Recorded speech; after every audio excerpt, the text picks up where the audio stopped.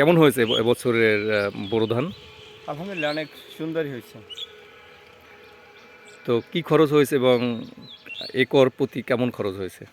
আমার এই 15 কাঠা জায়গায় প্রায় 20,000 চলে গেছে। 15 কাঠায় 20,000 গেছে। 20,000। তাহলে কি মনে করেন যে এই 20,000 টাকা খরচ করে 15 কাঠায় যে ধান আসবে সেটা কি আপনার জন্য লাভবান হবে মনে করেন? কিছু সীমিত থাকবে। কিছু সীমিত থাকবে। তাহলে কি হওয়া উচিত? এবার সমস্যা ছিল কি আপনার এই চাষে? সমস্যা চাষি বেশি পানি দিয়ে। পানি সমস্যা। পানির সমস্যা বেশি। সময় মতো পানি দেওয়া যায় না। হুম। তো খাল কাটা প্রয়োজন। খাল কাটা প্রয়োজন। আর ধরেন যারা পানি দেয় না এরা টিউবওয়েল একটু দুর্নীতি করছে। না, আমাদের খালের সমস্যা হলো বেশি। আমাদের সমস্যা যে হলো বেশি। আমাদের এই বোরোধানে এলাকাতে মেন সমস্যা হলো পানি। পানি যদি আমাদের ঠিকমতো আমরা পানি পেতাম তাহলে হয়তো আরও ফসল ভালো হইতো।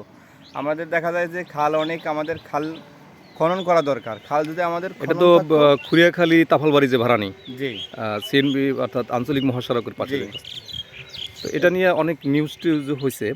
তো কৃষি বিভাগ বলছে যে এটা আমাদের তালিকায় আছে, এটা তারা কর্তৃপক্ষের কাছে পাঠাইছে। হয়তো আমাদের শরণখোলা বাজারে যে খালটা আছে আমাদের আচ্ছা। ওখানে যদি একটা কালভার্ট দেওয়া হইতো তাহলে আমাদের এই খুরিয়াখালী, চারিতবনিয়া, বগি, সিএসবি এই আচ্ছা, সমস্ত ওরা তো খোলার জন্য। বোলা নদীতে তো লবণ পানি আছে, সেটা যদি না, ঢুকে পড়ে? আমাদের এখান থেকে দেখা যায় যে আমাদের এই বলেশ্বর নদীর পানি ঢোকে অনেকটাই, বলেশ্বর নদীর পানি।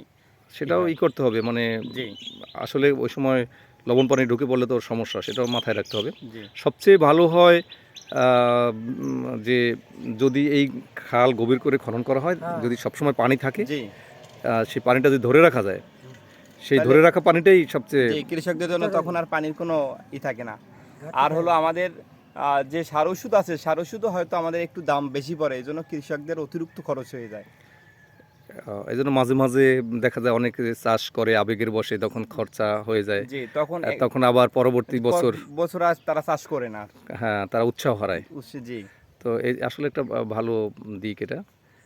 এই এই প্রশ্নটার সামনে আসা উচিত জি। যে সব সময় প্রতি বছর যেন চাষিরা এই চাষে চাষ থাকতে পারে। থাকতে পারে। আর এক ফসলি চাষ দিয়ে তো ভাগ্যের উন্নয়ন সম্ভব না সম্ভব না। কৃষকের। 2 ফসল অন্তত দিতেই হবে আমাদের।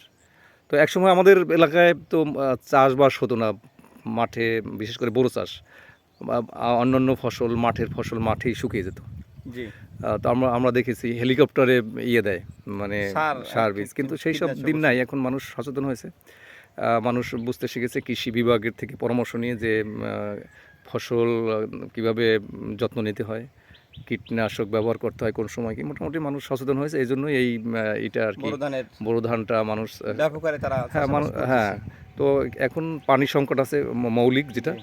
এই পানি সংকটটা যদি না থাকে তাহলে মোটামুটি চাষিরা থাকবে। আর যদি সরকারি সহায়তা বা কম দামে সার ওষুধ কিনতে পারে, জি তাহলে কৃষকরা আরও যে হারে তারা বোরোধান দিতেছে তারা আরও দেবে, এবং তারা আগ্রহ, মানে যে আগ্রহ আছে এর চেয়ে আরও বেশি গুণ আগ্রহ তাদের থাকবে। আর খাল খননটা প্রধান। জি খাল খননটা আমাদের মূল বিষয় হলো খাল খনন। আচ্ছা, ধন্যবাদ রাসেলকে। রাসেল